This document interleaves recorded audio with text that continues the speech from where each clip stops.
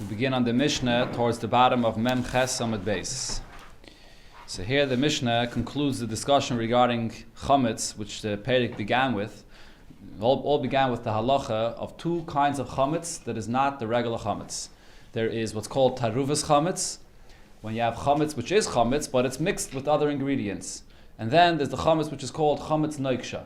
Chametz noiksha is chametz that is not roi la'achile for one or two reasons. In the first Mishnah of the Perek, it discussed the reason because it's simply not fit for human consumption, like paint, glue, and things similar to that. In this Mishnah, it discusses another category of chametz noiksha, that it's chametz that never fully became chametz. It didn't fully ferment. So there's a machlokes about exactly what stage that is and what the halacha with this chametz noiksha is. Zok the Mishnah, seir yisarif. Seir, which is it's not the same as sa'ir. Sa'ir is yeast, and what's really totally chametz. Seir, with that added yud over there, means that this did not become fully chametz yet. Yisarif, however, you still have to burn it and get rid of it. V'ha'oichloi pater. But if you eat it, you're totally pater.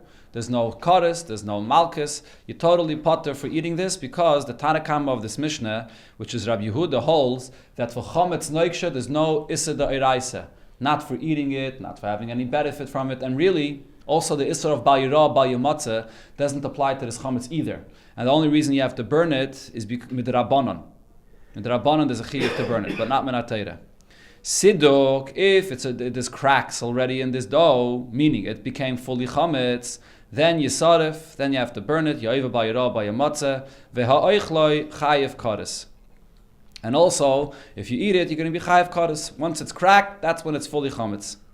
Ezeo seir, what's considered to be seir that it's not yet fully chametz, it's only called chametz noiksha, kekarne chagavim. If it has a few splits in different parts of it, like the antennas of grasshoppers, which separate in different directions. So if you have cracks, a few cracks in the dough here and there, that's only the beginning of it fermenting, and it's not yet chametz. Siduk, if however it starts cracking, meaning shenis arvus doken zeh b'zeh, the cracks in the dough when it ferments are already mixing one with another, that's already chametz. Divrei Rabbi Yehuda, this is Rabbi Yehuda's opinion about this. So Rabbi Yehuda said two chidushim over here. Number one, that chametz noiksha is not asam and atayra. It's only asam d'Rabbanan. And number two, he tells us what's considered to be real chametz only if the cracks in the dough are mixed with each other, not if the cracks are beginning in one side and the other. Chachamim argue on both points. First of all, Chachamim say, we'll see in the Gemara, Chachamim is Rab Meir. So they say, Zeh v'zeh ha'oichloi chayev kares. Just like regular chametz is asam and atayra, chametz noiksha is also asam and atayra. For both of them, you chayev kares. And then he also argues regarding when it's considered to be full chametz and when it's considered to be seir. Ve'zeu seir. What is seir? Kol she'chsifu panav ka'adam she'amdu saraisav. Seir is when it becomes a little bit pale, like a person that becomes very afraid of something and he becomes pale, or like the expression here in the Mishnah, that his hairs stand up they stand, so to a person becomes pale, so the dough pales a little bit before it becomes chametz. That's called seir, which according to the opinion of Rabbi Yehuda is considered to be, according to the opinion of the Chachamim, which is Rab Meir, is considered to be aser, just like chametz itself. So we have, as I pointed out here, two different arguments between Rabbi Yehuda and the Chachamim. Zok the Gemara, Tana Rabbanan, in a Braisa we learned, Eizehu seir, what is seir? Kol shechsifu panav, ka'adam sham desaraisav, when the dough pales a little bit. Siduk, what's considered to be full chametz? Kekarne chagavim.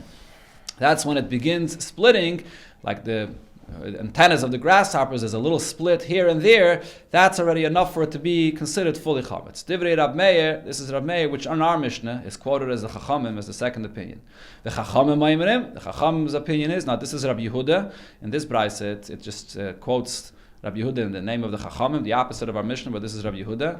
Eizehu seihur, what is the first stage of it beginning to ferment, which is seir? Kekarne chagavim, when it has splits, like the antennas of the grasshoppers. Siduk, when it's fully chametz, means shenis arvus doken zeh b'zeh, when the splits in the dough become connected one to another. That's fully chametz. Then the Braisa concludes, v'zeh ha'oichle chayev kares. Either way, if you eat it, you chayev kares. So the simple pshat of the Braisa, when it says Zev Zayach Lechayev Kares, is a continuation of the Chachamim speaking, which is Rabbi Yehuda. And Rabbi Yehuda in the Mishnah said that for Chametz Noiksha, for the Seir, you potter. So there the Gemara asks right away, for Ha'anan Tanan, Seir, Yisarif, but for Ha'ichle potter, Divrei Rabbi Yehuda. So how could it say here, right after the Chachamim, which is Rabbi Yehuda, that Zev Zayach Lechayev Kares? Says the Gemara, Eime, the last part of the Braisa is not Chachamim speaking. Li Rab Meir, according to Rab Meir's opinion, Zev Zayach Lechayev Kares. That for both of them you're going to be Chayev Kares. Amar Rave, now the Gemara explains what's the reason for Rab Meir's opinion regarding being machmer as far as the standard of when it's considered to be chametz. So Rave explains, my time with Rab Meir, when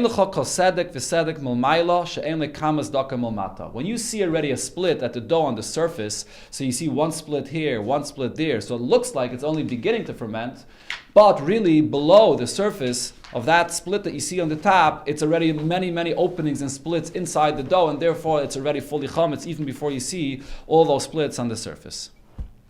So the halacha l'maisa, by the way, is that chametz noiksha is only aser midrabanan. When I tell you there's no iser for chametz noiksha, we paskin like the opinion of Rab Meir, and we paskin like the Rabbi Yehuda, that is. There's no iser for chametz noiksha min atayra, and the whole list of bal yirah for chametz noiksha is only midrabanan.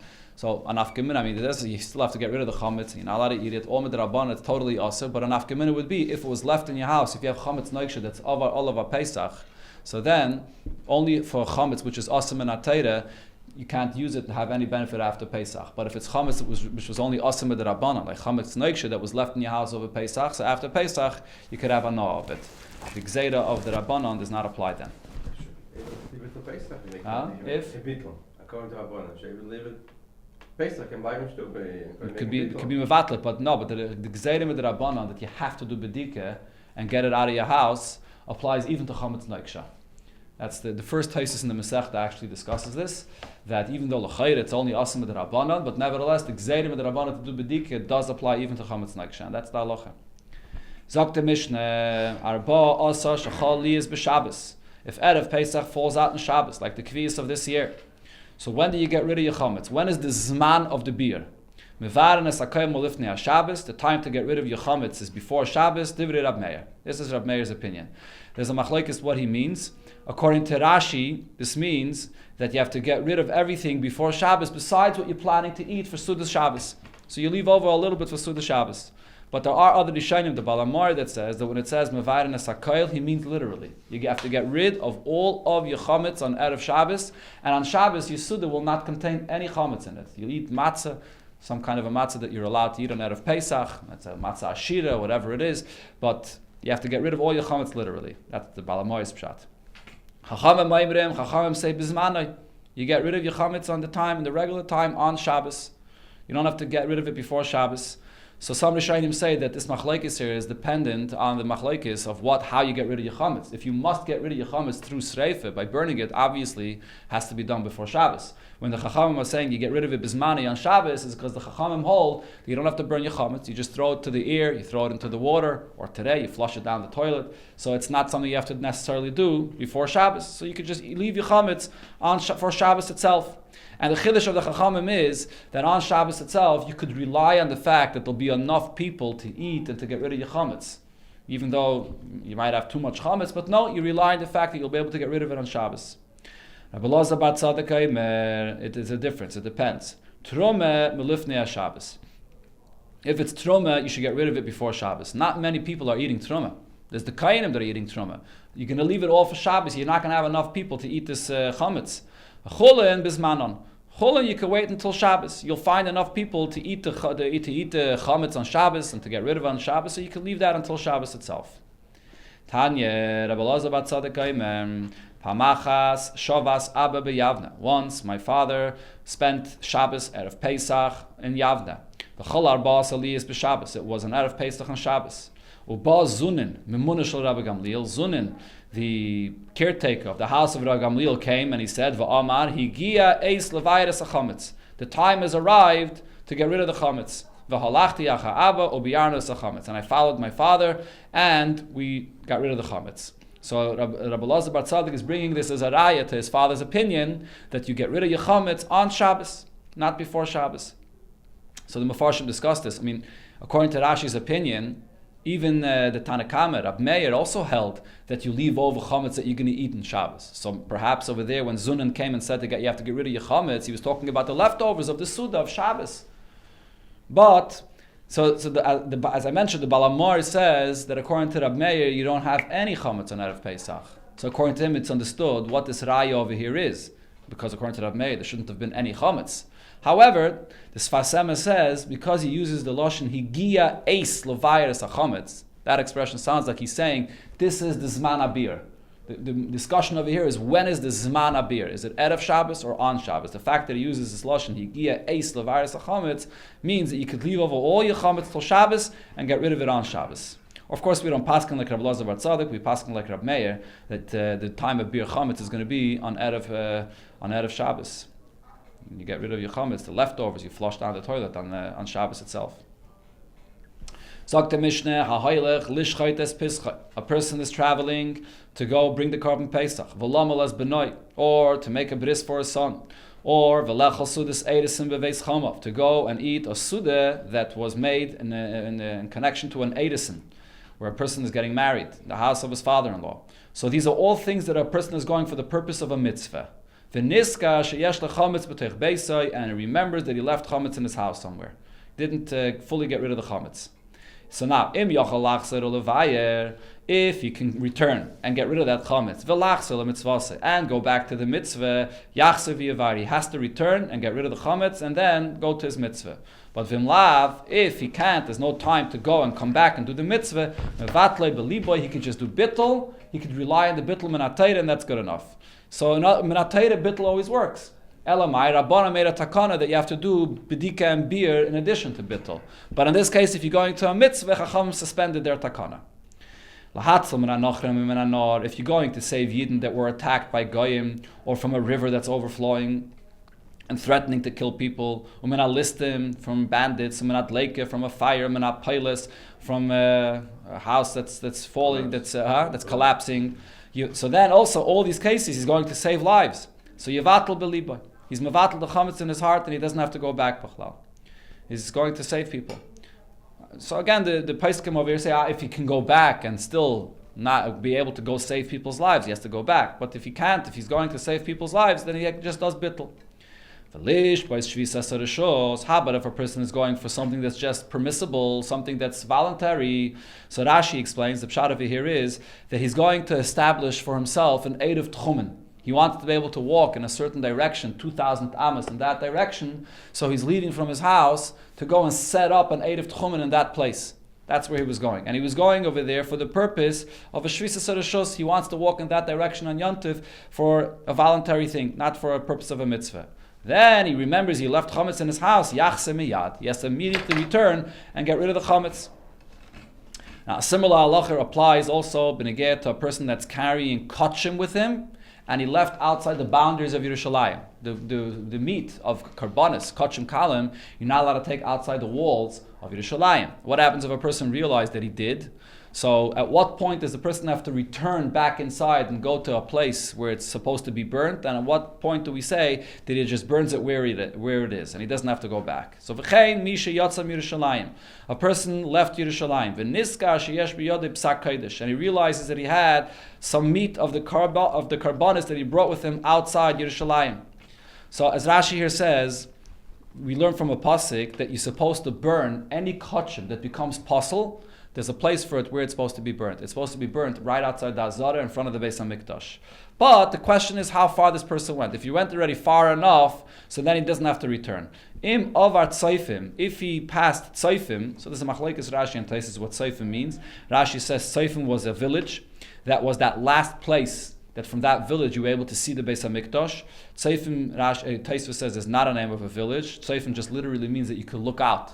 You could look out and see. It means from any of the sides that you're leaving from Yerushalayim. If you could look out and still see the Beis HaMikdash, so if you're already past that place, then Sefer Bim Kaima. Then they weren't matriach you to go back and burn it in the front by the Beis HaMikdash, designated place. You just burn it where you are.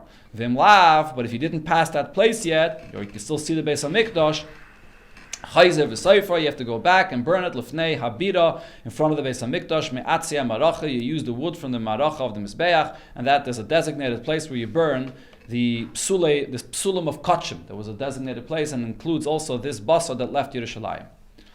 Va'ad kama hein chayzrin. Not going back to both halachas of the Mishnah. A person that left over chametz in his house, and a person that has a piece of meat from a carbon. For how much, what size does a person have to go back? Rab Meirim is zeh kebeitza. For both of them, the shear is if it's the size of a kebeitza. Rab Yudaim is zeh kezayis. For both of them, if it's a shear of a kezayis. Chachamim ma'imrim psak kodesh bekezayis. By karbonis, the amount we're talking about is a kezayis, and v'chametz bekebeitza. For chametz, it's a kebeitza. The Gemara is going to explain the pshat on this machlokes. The Gemara goes back to what it mentioned in the Mishnah, that going to a sudas eidesin is a sudas mitzvah. Ve'ramino, I'll ask you a contradiction on this. It says in the Braisa, you're going to eat the suda of an eidesin in the house of your father-in-law, or you're going to set up an eidev tchumen for a voluntary thing. You have to immediately return. So in the Braisa it says that a sudas eidesin is a reshus, just like any other voluntary thing. It's not a question. This is an argument of Rabbi Yehuda and Rabbi Yosi. The Tanya is sudas eidesin reshus. Divrei Rabbi Yehuda. Rabbi Yehuda says the suda of eidesin is a reshus, and Rabbi Yosi a mitzvah. Rabbi Yosi says it's a mitzvah. This is not the suda of a chasana. This is the suda of an eidesin. Back then, they would divide the eidesin and nisun. The eidesin is the first stage of marriage, when there's a kiddushin. She's an Eishes Ish already, but still she's going to continue living with her parents until a later stage when they get fully married and she moves in with her husband.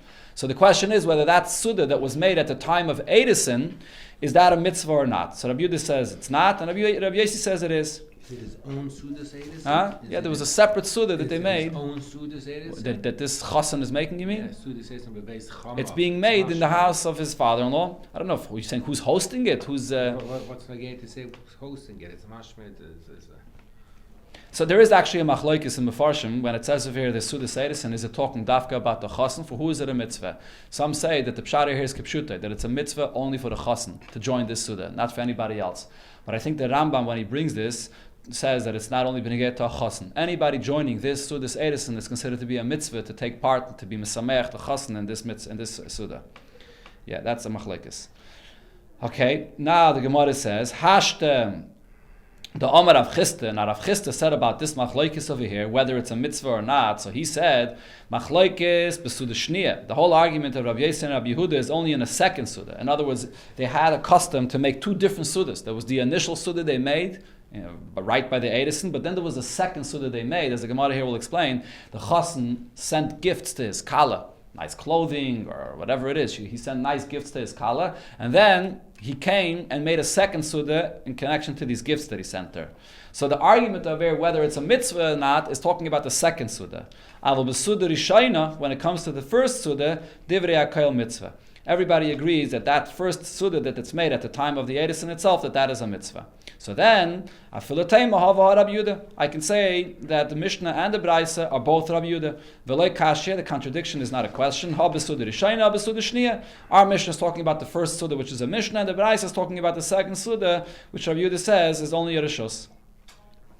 Tanya, we learned in the Braisa, Rabbi Yehuda explained, Anilo shamaiti el sudas eidesin. I heard that the sudas eidesin is a mitzvah. Avoloi sivloinos. The second suda, which as I mentioned is the sivloinos. He sent gifts, and then they made a suda with the gifts that the chassan sent. That's not a mitzvah.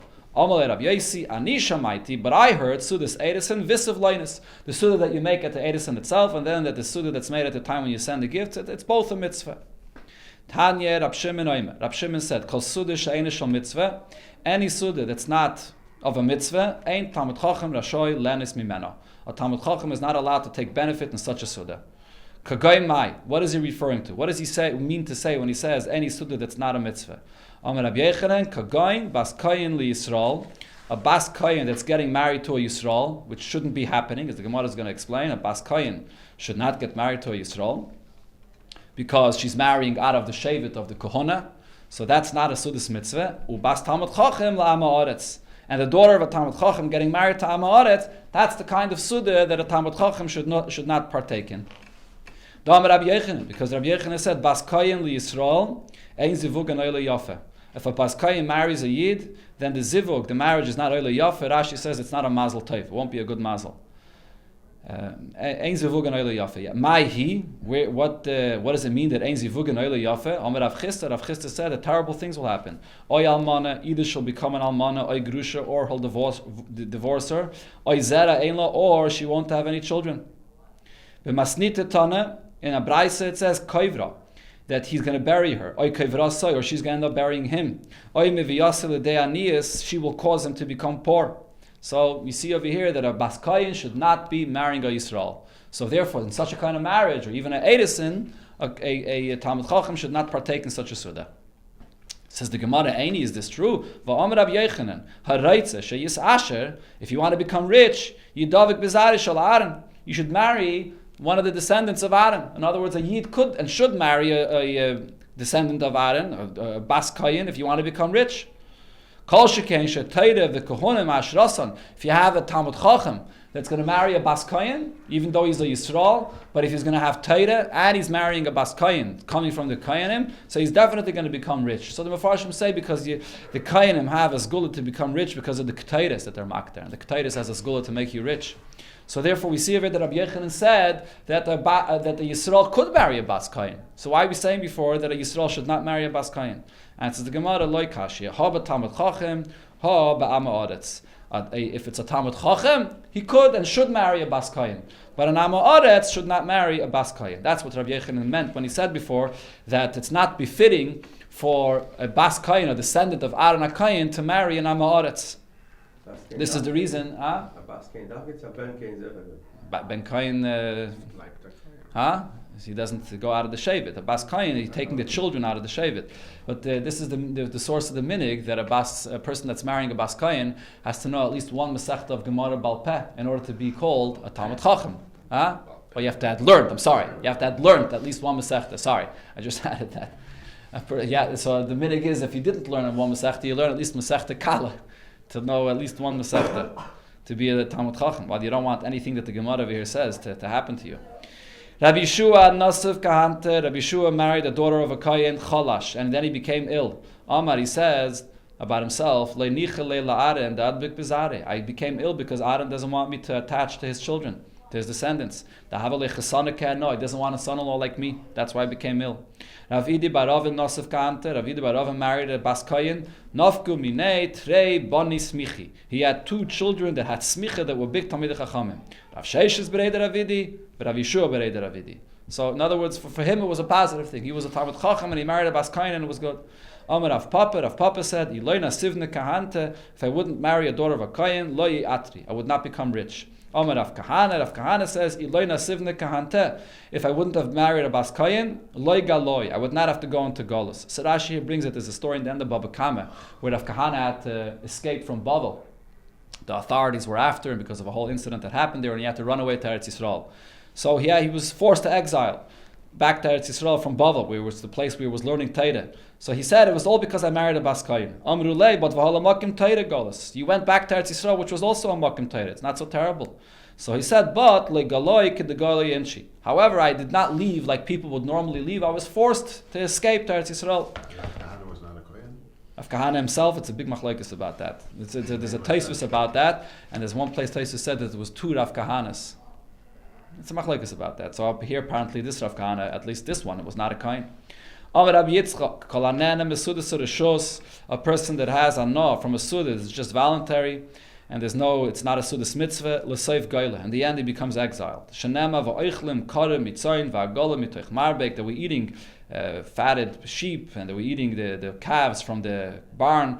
And ksiv, right afterwards, the pasuk says, l'chein ata yiglu b'reish goylem. So therefore, they go into golus. So what makes something into a sudas mitzvah as opposed to sudas rishus? So the Rishayim say, the Paiskim say, there's a famous Yam Shel Shleima about this. He says, anytime you have a Suda where there's Divrei Torah being said, or Shiris V'Sishbach is being said, so therefore it becomes a Sudas mitzvah. It's not a Sudas Rishus. So the same thing applies to everything the Gemara is saying. As long as you say Shiris V'Sishbach by a Suda, so then this is not the Sudas Rishus we're talking about. But if a person is stamp partying without any Divrei Torah or Shiris V'Sishbach, that's what it's talking about, that you go into Galus. Tana Rabbanon, Kol Talmud Chacham Amar Besudasi B'chol Mokim. A Talmud Chacham that increases and joins a lot of these parties in all kinds of places. So the Mefarshim actually say that this refers even if it is a Sudas mitzvah, it is with other Talmidei Chachamim. But he's making his rounds, going from one place to another, and he's eating all the time.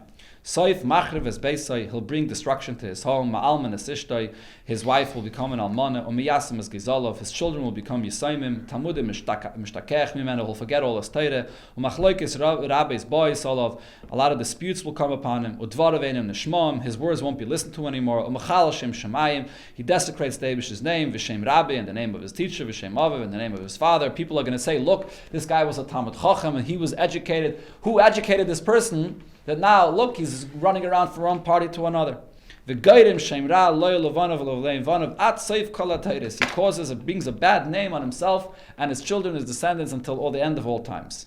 What's the bad name that this person makes for himself? People are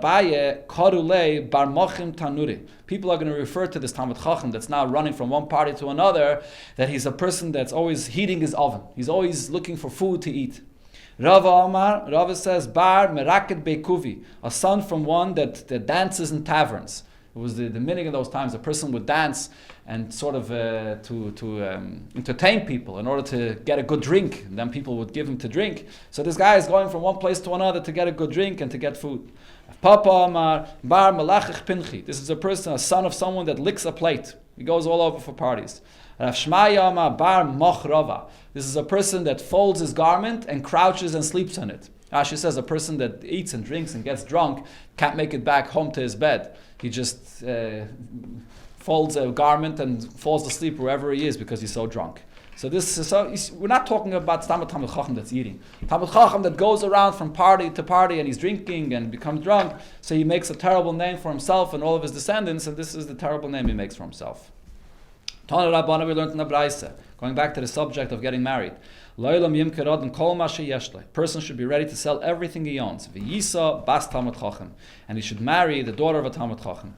She'im meis, even if he dies, a geilah, or he's exiled, muftach lo shebanav Talmidei Chachamim. He's sure that his children will be Talmidei Chachamim because his wife that grew up in a house of Tita will educate them properly.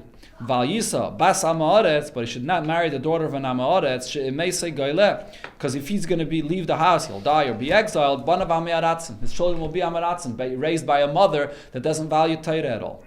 Tana Rabbanon, Lo'elam Yimker Adam Kol Ma Sheyesh Lo V'yisa Bas Talmid Chacham, to sell everything you have, to marry a daughter of a Talmid Chacham. V'yisa Bitul Talmid Chacham, or V'yasi, that is, or to marry off your daughter to a Talmid Chacham.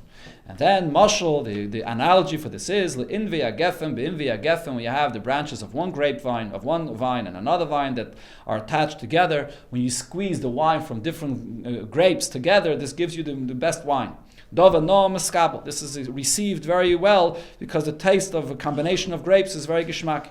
But he should not marry a daughter of an Amoretz. That's like combining the vine, the grapes of a vine, to the branches of a sneh, of a thorn bush. This is something which is not accepted. This is something which is not so beautiful. Tana Rabbanan, we learned in another brayso. Person should be ready to sell everything he owns, v'yasi or v'yisa bas Talmid Chacham, and to marry a daughter of a Talmid Chacham. Le'motza bas Talmid Chacham, he doesn't find a daughter of a Talmid Chacham. Yisa bas Gedolei Adar. You should marry the daughter of a Gedolei Adar. Rashi says, Anshe Maisa Tzadikim, person that's a tzaddik. Le'motza bas Talmid Chacham, he doesn't find a daughter of a Talmid Chacham. Yisa bas Loi Matzah bas Gedolei Adar. He doesn't find the daughter of Gedolei Adar. Yisa bas Rosh Knesiyas. He should marry the daughter of Rosh Knesiyas, meaning people that are people that take care of klal things.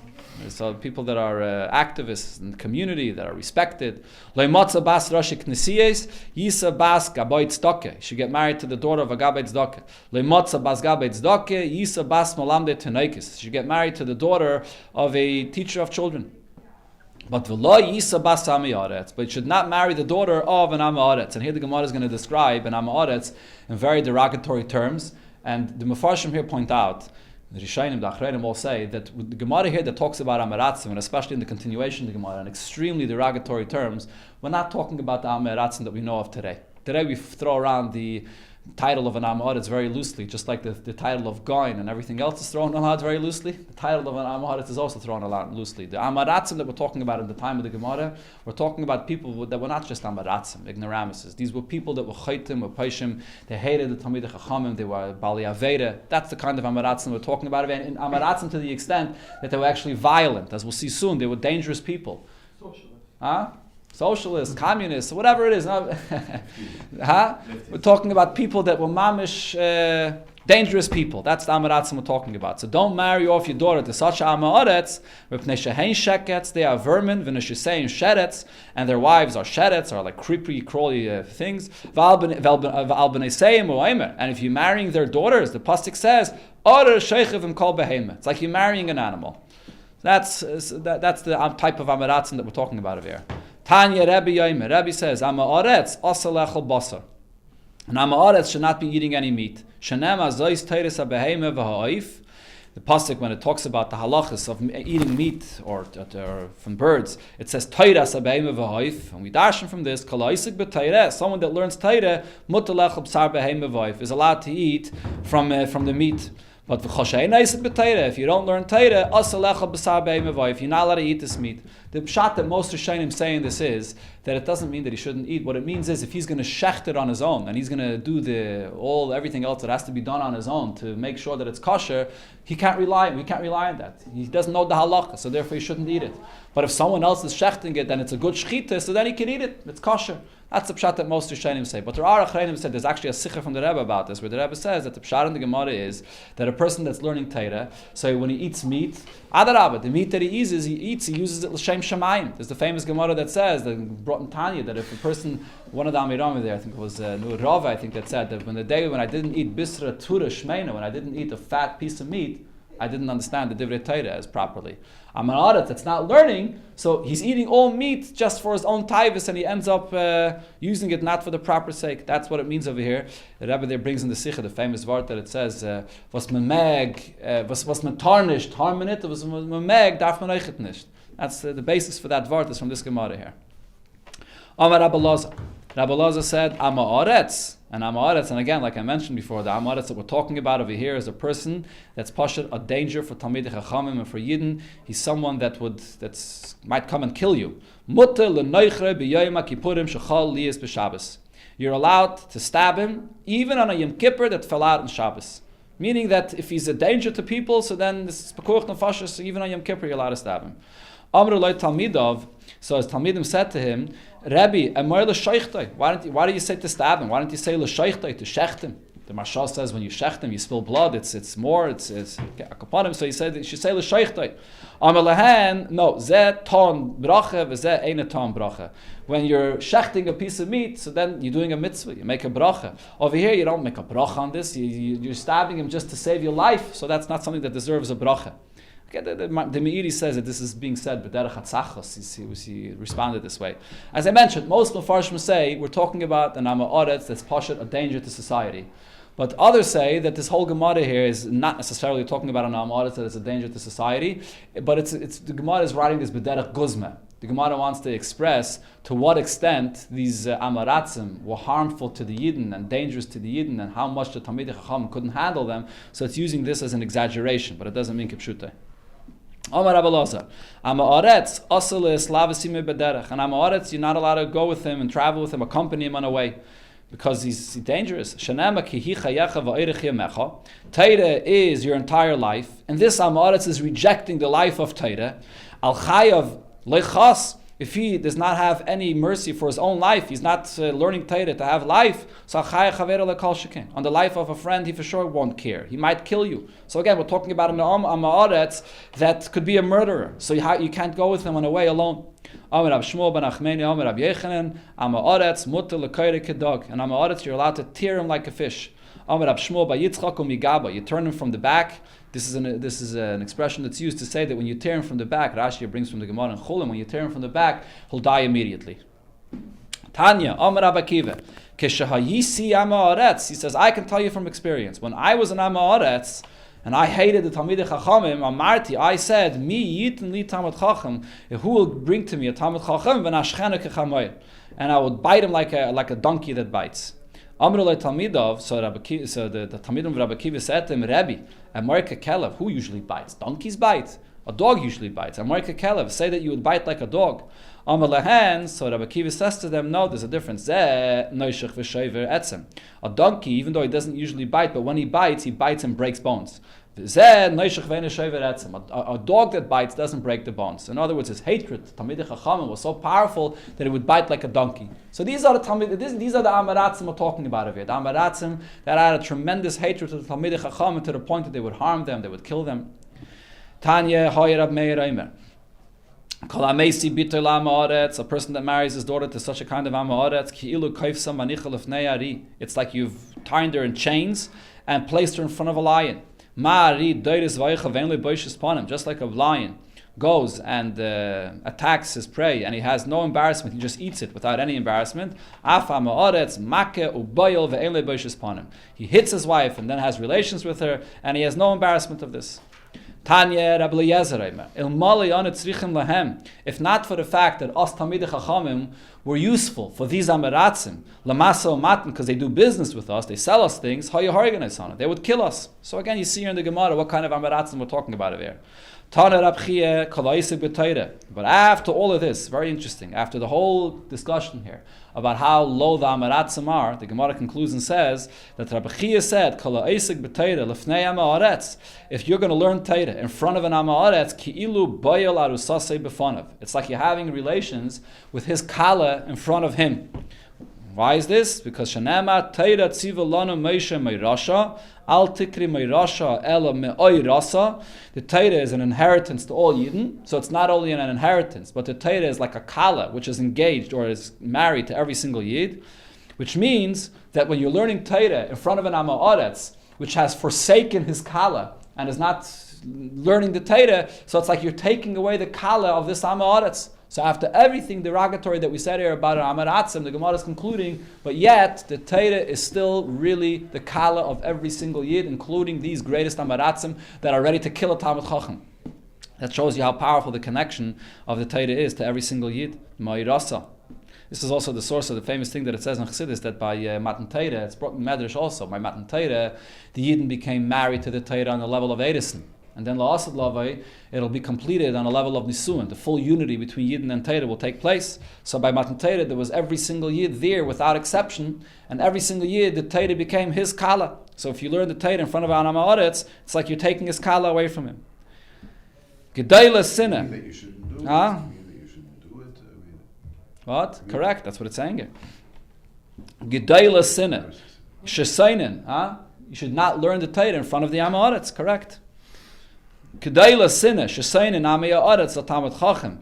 The hatred that the Amei Haaretz have to Talmidei Chacham is so great. Yosem misinna shesayin of the Gechavim es Yisrael. It's even greater than the hatred that the anti-Semites, that Goyim have to Yidden.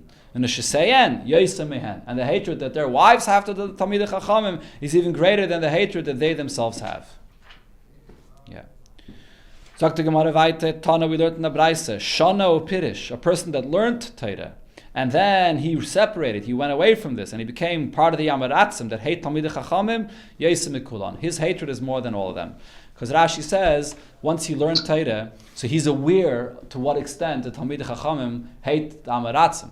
So then he hates the Talmidei Chachamim even more. Shana o Pirish is even worse. Tana Rabbanan, Shisha Dvarim Nemre B'Amei Haaretz. There are 6 things that are said regarding Amaratzim. And again, we're not talking about the Amaratzim of today. We're talking about the Amaratzim that are mamish dangerous, that hate Talmidei Chacham and are ready to kill them.